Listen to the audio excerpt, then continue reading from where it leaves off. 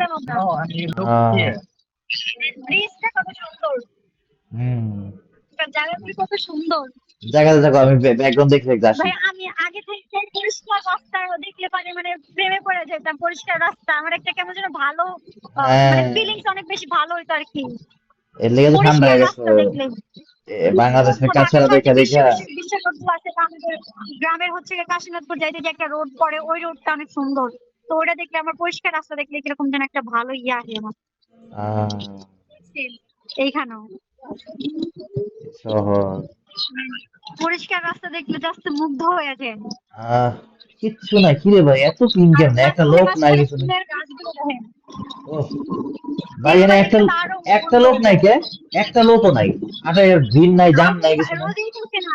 আর লোকজন আমি কইতেছি না, আরো বৃষ্টি হইতেছে না, এইদিকে পাবেন না, লোকজন পাবেন এখন ওই পুলের সাইডে, ওই যে ওই সাইডে, ব্রিজের ওই সাইডে না, ওইখানে পাবেন। আর হচ্ছে হুম। জাহাজের ভিতরে আছে লোকজন, এখন এই নদীতে জাহাজ চলে না, ওই জাহাজের ভিতরে।